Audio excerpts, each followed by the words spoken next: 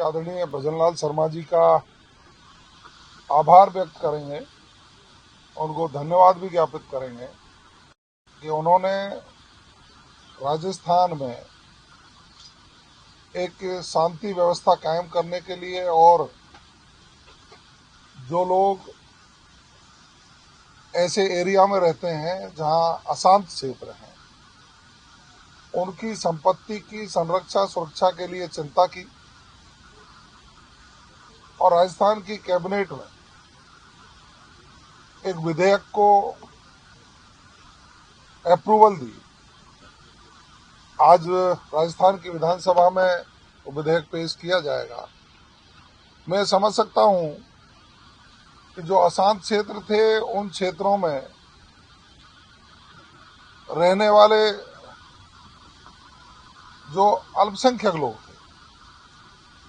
उनको जबरदस्ती बलपूर्वक बेला फुसराकर उनकी संपत्ति को अपने नाम कर लिया जाता था और उनको वहां से पलायन करना पड़ता था। धर्म परिवर्तन की भी कई बार हमें ये सूचनाएं मिलती थी। तो अब उनकी संपत्ति की कैसे हम संरक्षा सुरक्षा कर सकें, इसके लिए डिस्टर्ब एरिया एक एक्ट राजस्थान विधानसभा में पेश किया जाएगा। मैं समझ सकता हूं कि ये लाखों राजस्थानियों के संपत्ति की सुरक्षा के लिए, उनके हित को संरक्षित करने के लिए मील का पत्थर साबित होगा। और देश में मैं समझ सकता हूं कि यह दूसरा राज्य होगा जो इस तरह का बिल ला करके उन बहन भाइयों की संपत्ति की सुरक्षा करेगा जो किसी न किसी अशांति की वजह से या दबाव की वजह से अपनी संपत्ति को बेचने के लिए मजबूर हुआ करते थे। विपक्ष के साथियों ने कैबिनेट में जब हम इसको लेकर आए, उसके बाद भी हल्ला मचाया था और चूंकि विपक्ष के साथी तुष्टीकरण की नीति अपना करके अपनी वोटों की खेती करना चाहते हैं,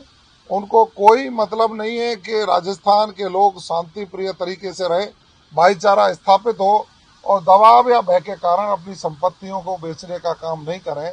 कांग्रेस के लोगों की चिंता नहीं है। कांग्रेस के लोग तो कल भी आपने देखा होगा जिस तरह से विधानसभा के अंदर उन्होंने हुड़दंग किया, जो नाटक किया, जो होहल्ला किया और सदन की कार्रवाई को बाधित करने का काम किया, आसन को टारगेट करने का काम किया। ये लोकतंत्र पर एक तरह से कांग्रेस के लोग कलंक हैं और इन लोगों को राजस्थान की जनता से कोई मतलब नहीं है।